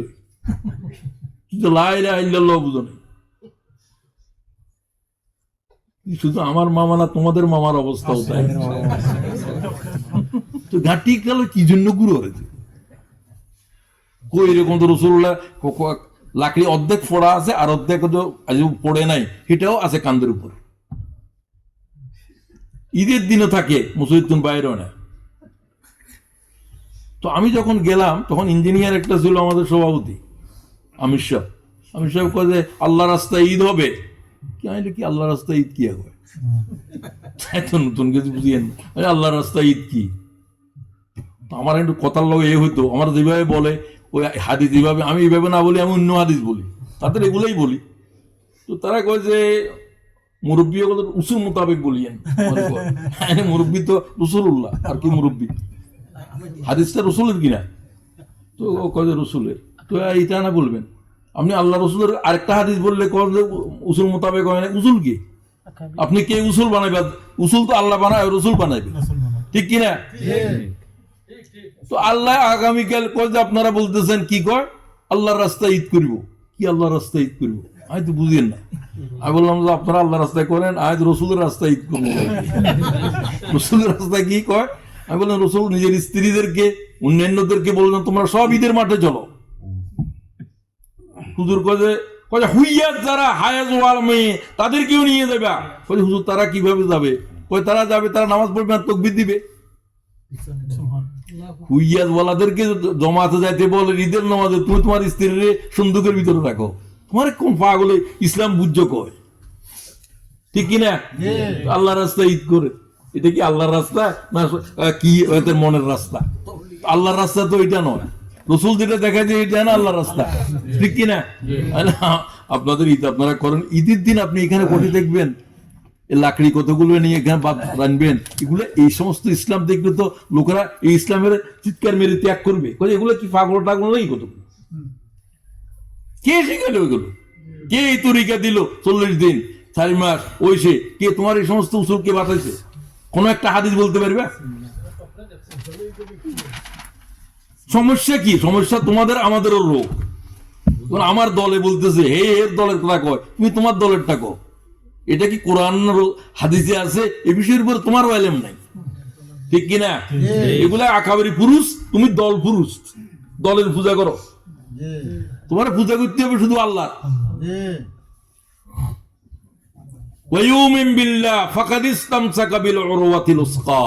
যে আল্লাহর প্রতি এইভাবে তাগুতের অস্বীকার করে ঈমান আনলো, সে আল্লাহর প্রতি ঈমান আনলো মানে সে এক শক্ত রশি ধারণ করলো, ঠিক কিনা? কোনদিন তাম পৃথিবীর মানব যদি এই রশি ধরে, একটা রশির কয় মাথা? 2 মাথা। তরাফাহু বিয়াদিল্লাহ ওয়া তরাফাহু বিয়াদিকুম। এক রশি আল্লাহ বলছে আমার হাতে, আর এক রশি জমিনে ছেড়ে দিয়েছি। সেটা কি? কোরআন। সেটা কি? এই রশি যারা ধরবে তারা গোমরা হবে না। তুমি কোন রশি দিচ্ছ? তুমি কোন কিতাব দিচ্ছ? হাদিস বলতেছি আপনাদের কাছে, এবং হাদিসের লব্ধ দেখেন, তরাফাহু বিয়াদিল্লাহ ওয়া তরাফাহু বিয়াদিকুম, তোমাদের ধরার জন্য জমিনে ছেড়ে দিয়েছি, আর এক রশির মাথা এটা আমার হাতে আছে। যারা এই দুর্বা তারা আমার পর্যন্ত পৌঁছবে। ঠিক 7 রশি না 1 রশি? তুমি তো 8 রশি 15 রশি 14 রশি। কি যে যন্ত্রণা উম্মতে মুসলিমা নিয়ে। মূল কারণ কি? কোরআন শরীফের এলেম নাই। আয়াত এটা সেও জানে, সে তাগুত কি সেটাও বুঝে নাই। এত মুখস্থ হাফেজ, আয়াত এটা তো সবাই জানে, তাগুতও বুঝে নাই, রশিও বুঝে নাই। আর বুঝে নাই যে সেটাও তো বুঝে নাই। এটা তো বড় সমস্যা। কারণ বুঝে নাই যে এটা যে বুঝছে, তাহলে কিছু না হলে বুঝবে। ডাক্তারের জিজ্ঞাসা করে কোন রোগের ওষুধ নাই? সব রোগের তো ওষুধ আছে। ও যে রোগী মনে করে আমার রোগ নাই, তার তো চিকিৎসা নেই। লেখাপড়া কিচ্ছু জানো না, আমি এখানে পড়ে কি করবো? আমি তো জানি এই কথাগুলাই তো কইব, ঠিক কিনা? তোমার চিকিৎসা নাই। ফি কুলুবিহিম মারাদুন, এদের কলিজার কলবের ভিতরে কি আছে? এই রোগের চিকিৎসার জন্য 5টা কথা বলতে হবে, স্লিপ ক্লিপ করে দিও, কথাগুলো বলে যেতে হবে। আর একবার আমি তো নাও আসতে পারে। হায়াত মৌতের কি কোনো ঠিক আছে? নাই। রাখো থাকো, তোমার কোরআন শরীফ বিতরণ, হিন্দি বসি বিতরণ করে দিও, কোনো সমস্যা নাই। এই সমস্তের জন্য বেশি সময় দেওয়া যাবে না। আচ্ছা আসো তো, এখন প্রথম ঈমান আনতে হলে কুফরি লাগবে। কুফরি বুঝছো তো? এখন অবিশ্বাস, অবিশ্বাস, অবিশ্বাস। কিসের থেকে অবিশ্বাস? খাইরিহি ওয়া শাররিহি, এটার উপর থেকে আর সব জগতের উপর থেকে ঈমান তুলে গেল। তাহলে তোমার কলিজার ভিতরে কি ভয় আসবে না শক্তি আসবে? তামাম জগতের তোমার কাছে কিছু বালিগোনাও মনে হবে না। ঈমান এক প্রচন্ড ক্ষমতা সৃষ্টি করে মুমিনের হৃদয়ে। সে আল্লাহ ছাড়া কোনো জাতের ড্যাম কেয়ার। সুবহানাল্লাহ। এই ছেলেটাই বলে হাদি কি বলে, মানুষ মৃত্যুকে ভয় করে। সে বলে আমার চাই যে আমি মিছিলের সামনে থাকি, বুলেট আমাকে বৃত্ত করুক, আমি রক্তাক্ত অবস্থায় হাসতে হাসতে আল্লাহর কাছে চলে যেতে চাই। আমার কাছে তো এটাই আনন্দ। তুমি বুঝছো নি তোমার সাথে আর গোটা জাতির সাথে কেন তার পার্থক্য? স্লোগান দিচ্ছে কি, ঢাকা না, এটা কি একটা কথা না একটা মহাকাব্য? সমস্ত রাজনীতি এই শব্দের মধ্যে খতম হয়ে গেছে। সমস্ত বাংলাদেশের কন্ট্রোল করার কে? এখন কি দিল্লি চলবো না ঢাকা চলবে? আমাদের দেশ আমরাই চালাবো ইনশাআল্লাহ। এক একটা কথা নয়, এক একটা কাব্য। কথা বোঝা যায়? সুতরাং এই ছেলেটাকে তো তারাই চিনছে যারা তাকে হত্যা করছে, ঠিক কিনা? আমরা চিনতে তার জীবন দিতে হয়েছে। জীবন দেওয়ার পরে বুঝতেছো তাকে নিয়ে আলোচনা করতেছি।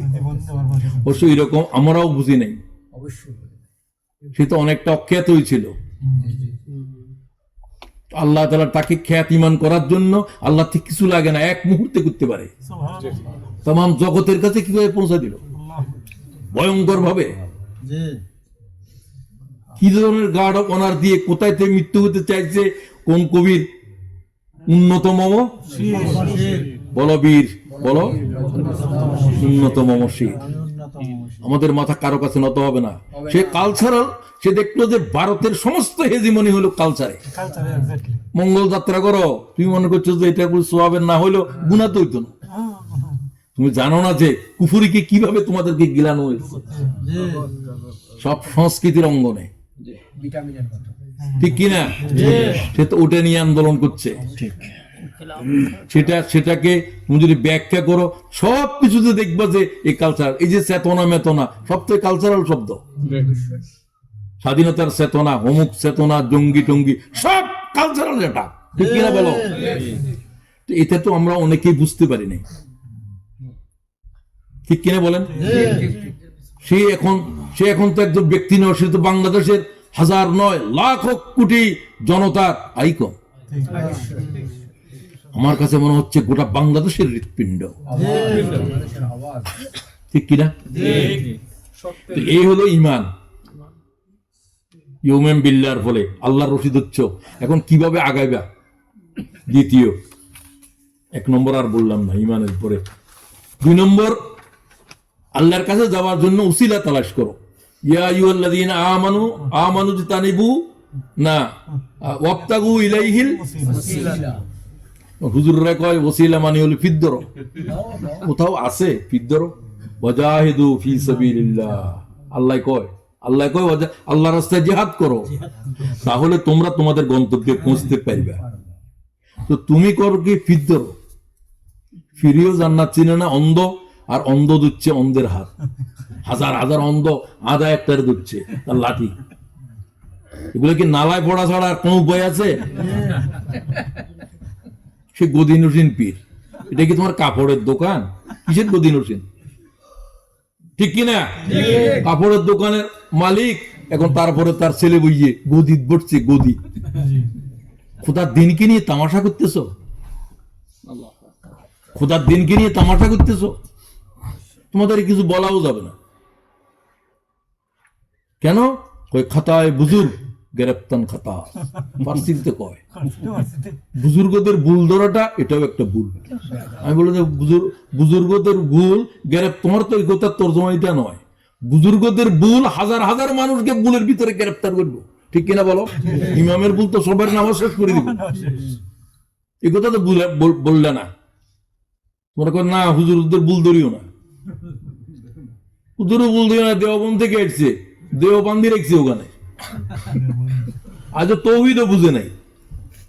একজন আমার বলে, মফিজ ভাই লেখাপড়া করতে গেলাম দেওবন জিরি থেকে, বিকালবেলা হচ্ছে যাইতে আমার এলাকার লোকজন আছে, জিরি হলো পটিয়ার ভিতরে, আসলে নামাজের পরে আমি পৌঁছছি দেওবন, এখান থেকে কামেল পাস করে দাওরা পাস করে গেছে, সব মাথার উপরে কিতাব নিয়ে ডালিম গাছ একটার নিচে যার লাইন ধরছে, সে কিছুক্ষণ বসে, ওখানে চেয়ারও আছে ডালিম গাছের নিচে, তারপর কিতাবের কতক্ষণ নাড়াচাড়া করে, সে চলে আসে, আরেকজন যায়। তো আমার বন্ধু আসছে ফিরে, আরে কিরে তুই এখানে কি? হোমা তুমি চেনো না, এটা কাসেম নানুতুবির হাদিসের দরজ দিত ডালিম গাছের নিচে। তো কি হয়েছে? যে এখানে বসলে তোমার কিতাব হল হয়ে যাবে, কঠিন জিনিস কি হয়ে যাবে, সমাধান সহজ হয়ে যাবে। ইন্না লিল্লাহ ওই খাইরিহি ওয়াসাররিহি ইন্নাল্লাহ তাআলা। এখন ভালো মন্দ আল্লাহর হাতে নাই, এখন ডালিম গাছের নিচে ঢুকছে। ইন্না লিল্লাহ, তুই তোরা কয়ে এই সমস্ত শিরকের ভিতরে আসোস? মফিজ ভাই বিশ্বাস করেন, একবার যে গেছে দেওবনের আমি থুতু মেরে দিলাম। আমি চলে গেলাম নদওয়ায়, নদবীতে, আবু তাহের নদবী নাকি, এটা চিটাং ইউনিভার্সিটির এখনো প্রফেসর, আমাদের ইসলাম ইউনিভার্সিটি। তুমি আজও ডালিম গাছের নিচে কিতাব হল করো আর নিজেদেরকে দাও আমরা দেওবন্দি, আমরা হক, তোমাদের এরা দেওবন্দি নয়, এরা আমাদের আকাবেদদের কাছে দ্বিমত। তোদের আকাবেদদের অবস্থা তো এটাই।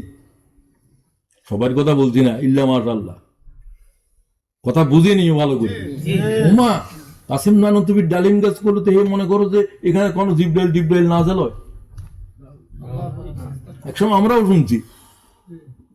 আমি আব্দুল ভাই আমার এক বন্ধু ছিল, এই যে আফম খালেদ সাহেবের যে কলেজ, সেই কলেজের প্রিন্সিপাল, আমরা এতে কাজ করি দুজন। আমি বললাম আব্দুল্লাহ সাহেব আপনি দেওবন ঘুরিয়ে এসছেন, কয়ে যে মহেশ ভাই ডালিম গাছের নিচেও গেছিলাম, আমি আরো যেতে পারলাম না। আমি তখন বুঝি না এটা ভালো করে, এটা ডালিম গাছের নিচে, এটা বহুত বরকতপূর্ণ। তোমরা কি জানো না তাহাতার সাজারের ভিতরে যেখানে রাসূলুল্লাহ বায়াত গ্রহণ করছিল, সেখানে সাহাবীরা এর পরে ওখানে ওই গাছের নিচে নামাজ পড়ে।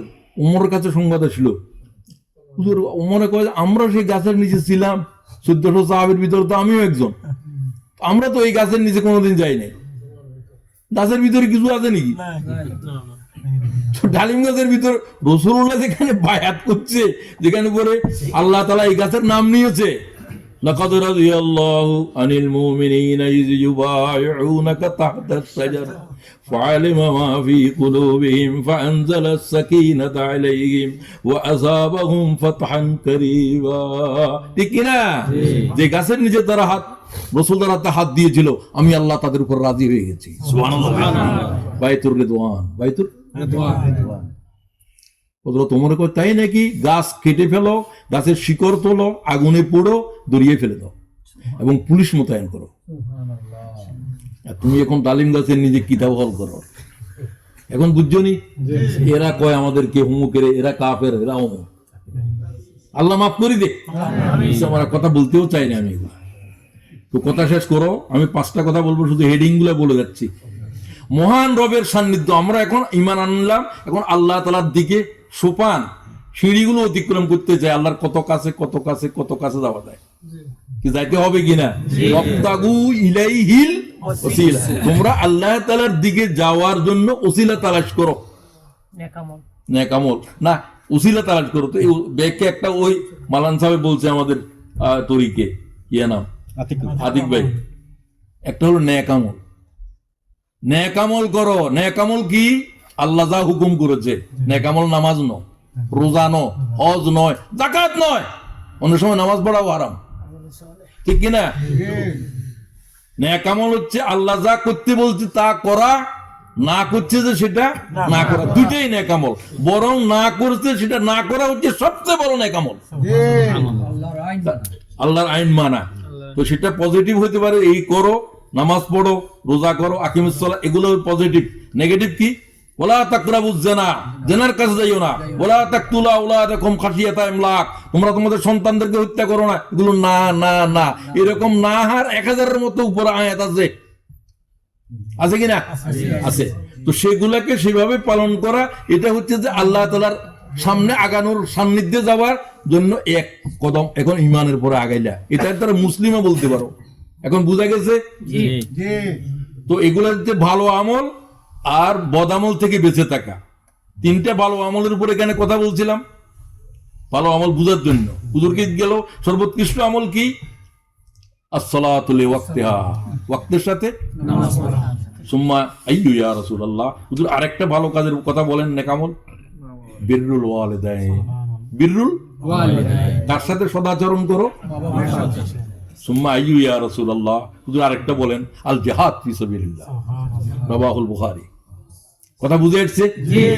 আচ্ছা হুজুর আমাদেরকে কিছু নেগেটিভ মন্দ যেগুলোতে বেঁচে থাকতে হবে সেগুলোও তো নেকামল, ওই বেঁচে থাকাটাই নেকামল।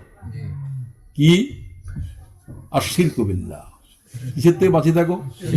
ওয়াল্লাযীনা লা ইয়াদউনা মা'আল্লাহি ইলাহান আখার ওয়া লা ইয়াকতুলুনা আন-নাফসাল্লাতী হারামাল্লাহু ইল্লা বিল হক ওয়া লা ইয়াজনুন। তিনটা সূরা ফুরকান, সম্ভবত 68। শিরিক করা এক নম্বরের নিকৃষ্ট কাজ, এটার থেকে বেঁচে থাকো। মানব খুন করা, বেঁচে থাকো। বহুত গুনাহ না করে তিনটার কথা বলা হয়েছে, ওই নেকামল তো বহুত আছে, তিনটা বললাম। ওয়ালা ইয়াজনুন, জানা থেকে বেঁচে থাকো। একটা আল্লাহর সাথে, একটা মানব জাতির সাথে, আর একটা নিজের সাথে। আল্লাহর সাথে যত গুনাহ আছে সবচেয়ে বড় গুনাহ শিরক। মানুষের সাথে যত অপরাধ আছে সবচেয়ে বড় অপরাধ খুন। ইল্লা বিল হক, যথার্থ কারণ ব্যতি রেখে। সেগুলো আলোচনার সময় নেই। নিজের উপরে মানুষ যত জুলুম করে সবচেয়ে বড় জুলুম হলো ব্যভিচার। এটা নিজের ধ্বংস করে। আল্লাহ আমাদেরকে এই তিন গুনাহ থেকে হেফাজত করো, আমিন। ওই তিন নেকামলের প্রতি বেশি আসক্ত করো, আমিন। তো এইগুলো একটা। 3 নম্বরে আসতেছ, শুধু নম্বরগুলো বলে দেবো, তাহলে এটার উপরে আর বেশি বলার দরকার নেই।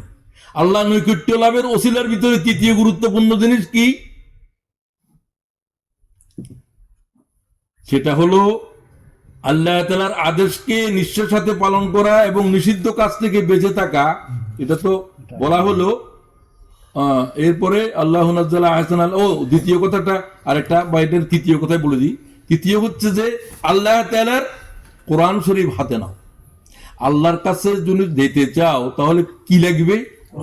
কোরআন লাগবে। এর প্রত্যেকটা শব্দ ভিতর আল্লাহর খুঁজে পাইবা, আল্লাহর সিফতের পাইবা। ফুলের ভিতরে যেরকম সুবাস লুকিয়ে থাকে, আল্লাহ তার কোরআন শরীফের শব্দের ভিতরে লুকিয়ে আছে। এর চাইতে আর বড় কোনো কথা বলার আমার কাছে আমার ইলম নাই। তো এটাকে ওয়া হাবলুল্লাহিল মাতিন ওয়া হুয়া যিকরুল হাকীম ওয়া হুয়া সিরাতুম মুস্তাকিম। রাসূলুল্লাহ বলেন এই হচ্ছে হাবলুল্লাহিল মাতিন, আল্লাহর রশি এত মজবুত, এটারে ধরো। সুতরাং কোরআন শরীফ তৃতীয় ধরো, দ্বিতীয়টা নেকামল বললাম। কোরআন শরীফ ব্যতি রেখে আল্লাহ পর্যন্ত যাওয়ার আল্লাহর কসম কোনো জায়গা নাই, কোনো রাস্তা নাই, কোনো পথ নাই। আল্লাহ কি পছন্দ করে কি করে না সম্পর্কের জন্য তো সেটা দরকার। তিনি কি পছন্দ করেন এটা কোথায় আছে? 3 নম্বর গেল, 3 নম্বর গেল, 4 নম্বরে আসো। আমি 5 নম্বরের পরে শেষ করে দেব। আল্লাহ সন্তুষ্টি অর্জনে আর একটা কাজের সাথে সম্পৃক্ত থাকতে হবে, আল জিহাদ ফি সাবিলিল্লাহ। জিহাদ ফি সাবিলিল্লাহ মানে আল্লাহর দ্বীনের জন্য জিহাদ করা। আল্লাহর জন্য মানে কি? দ্বীনের জন্য। ওয়াজাহিদু ফিল্লাহ, আল্লাহর জন্য জিহাদ করো। আল্লাহর জন্য মানে কি? আল্লাহর দ্বীনের জন্য। আল্লাহর কাছে দ্বীন বেশি গুরুত্বপূর্ণ, নবী বেশি গুরুত্বপূর্ণ না দ্বীন বেশি গুরুত্বপূর্ণ? কেন? দ্বীন হচ্ছে আল্লাহর কালিমাতুল্লাহিল উলিয়া, কালিমাতুল্লাহিল উলিয়া। আল্লাহর হুকুমকে প্রতিষ্ঠিত করাই হলো দ্বীন। নবীরা আসছে ইয়ার জন্য, নবীরা মজলুম হয়েছে দ্বীনের জন্য, রক্ত ঝরেছে দ্বীনের জন্য, তায়েব হয়েছে দ্বীনের জন্য, বদর হয়েছে দ্বীনের জন্য, উহুদ হয়েছে দ্বীনের জন্য, সমস্ত ফরজ মুলতবি করেছে দ্বীনের জন্য। তুমি নামাজ বুঝছো, রোজা বুঝছো, দ্বীন বুঝো নাই। কথা বুঝলে কিনা? তুমি কি জানো দ্বীনের জিহাদের সামনে নামাজ মুলতবি, রোজা মুলতবি, হজ্জে বাইতুল্লাহ মুলতবি। শুধু ঈমান থাকবে আর কিছু দেখবে না, শুধু জিহাদ থাকবে। এই দুটাকে বলা হয় দায়েমি ফরজ, যেগুলোর থেকে বিচ্ছেদ হইতে পারবে না। কি ফরজ? ইমান ইমান, জিহাদ। ইমান, জিহাদ।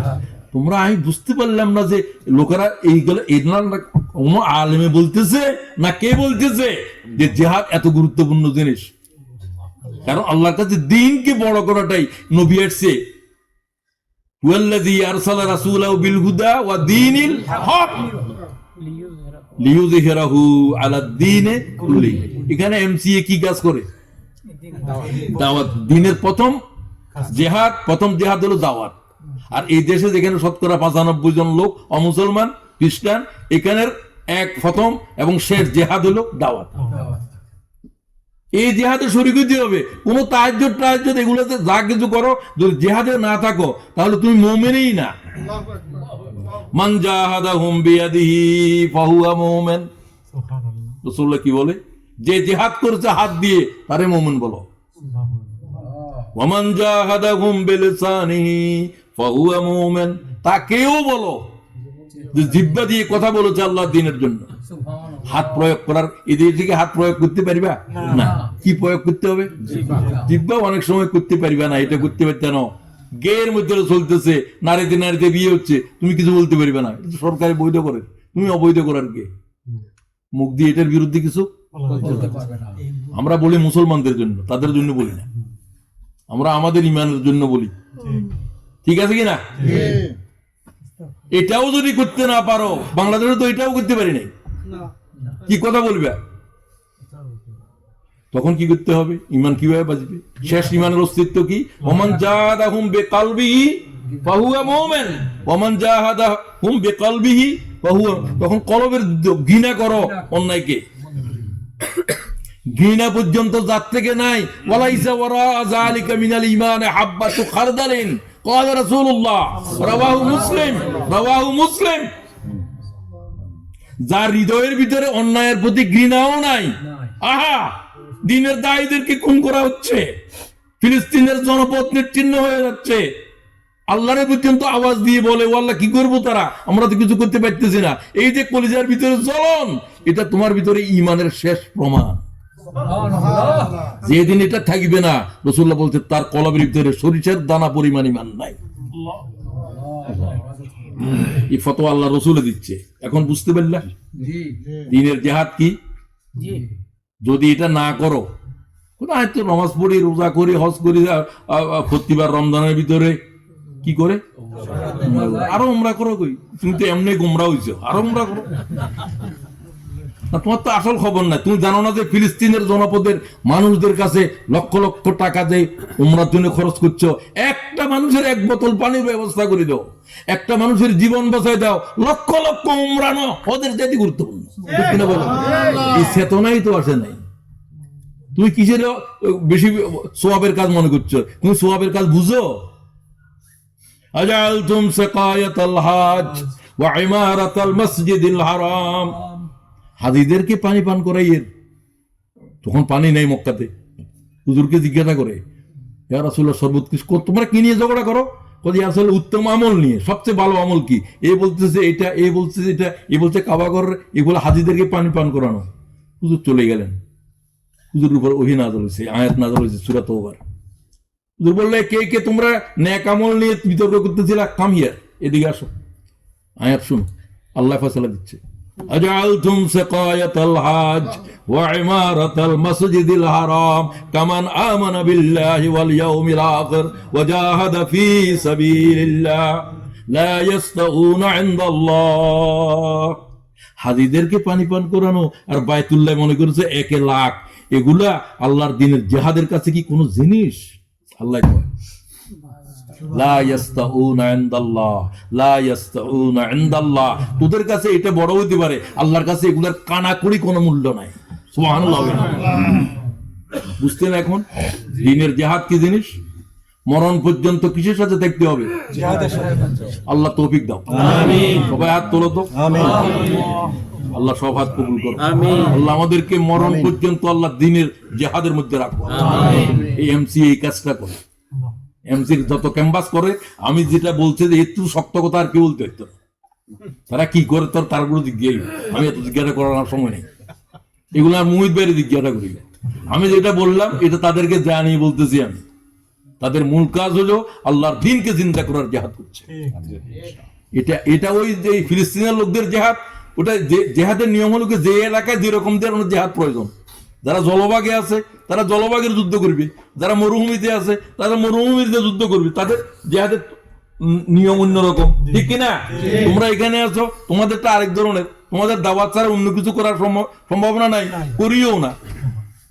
তোমাদেরকে দায়িত্ব আল্লাহ দেন নাই, যদি এটা না পারো এটা না পারো এটা, তো তোমাদের জন্য যেটা সম্ভব এই দেশের জেহাদ হলো শুধু আল্লাহর দিন পৌঁছে দাও, শুধু আল্লাহর দিন পৌঁছে দাও। আল্লাহ তৌফিক দাও। যদি এটা না করো তো কি হবে?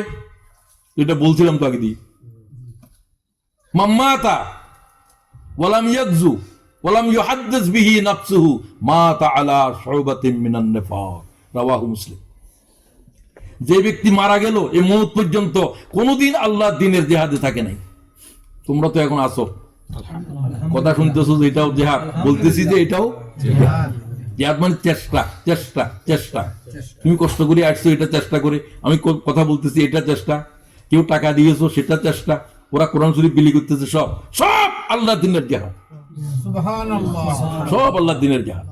আজান দিয়েছে যিনি, তিনিও আল্লাহর দ্বীনের জিহাদ করছে, মানুষদেরকে ডাকতেছে দ্বীনের পথে, ঠিক কিনা? মাম্মাতা, কিন্তু এমন ব্যক্তি যে মারা গেল তাহাজ্জুদ পড়ে, নামাজ পড়ে, সবকিছু করে, কিন্তু জিহাদের জমিনের উপরে দাঁড়ায় নাই, আল্লাহর দ্বীন চিন্তা করার এই কাজের সাথে সম্পৃক্ত হয় নাই, এই অবস্থায় মারা গেছে। আরেকজন এমন যে মারা গেছে কিন্তু ইচ্ছা ছিল করতে পারলাম না, সবাই দিনের কাজ করে, আমি কোনোদিন খালি আর তাহাজ্জুদ পড়লে আর উমরা করলে হইব, তার ভিতরে কিন্তু সময় দিতে পারে না, এই অবস্থা মারা গেছে। সেও বাদ যাবে, সেও রহমতের ভিতরে থাকবে, জিহাদের ভিতরে আছে, কেন? তার ইচ্ছা ছিল। তার কি ছিল? ইচ্ছা ছিল। ওয়ালাম ইয়াগজু ওয়ালাম ইউহাদ্দিস বিহি নাফসুহু, মনের ভিতরে কোনোদিন জাগলো না, দূর এগুলো কি করে রাজনীতি আরো কি না করে। মা তাআলা শুবাতিন মিনান নিফাক, এই জাতের হাজী সাহেব, গাজী সাহেব, উমরাকারীর দিকে রাসূলুল্লাহ বলছে এরা ঈমান নিয়ে যায় নাই, আমি আল্লাহ রাসূল বলছি এগুলো মুনাফিক। রাওয়াহু মুসলিম। আমার কোনো কথা নয়, আমার দাদার হাদিস না। তো এখন এটা বুঝলা, এখন বুঝলে জিহাদ বুঝলেন সবাই? ইবাদুর রহমানদের এক মুহূর্ত সময় দেখতে পারবে না আল্লাহর জিকির ছাড়া, আল্লাহর বুড়ি দেখতে পেতেন।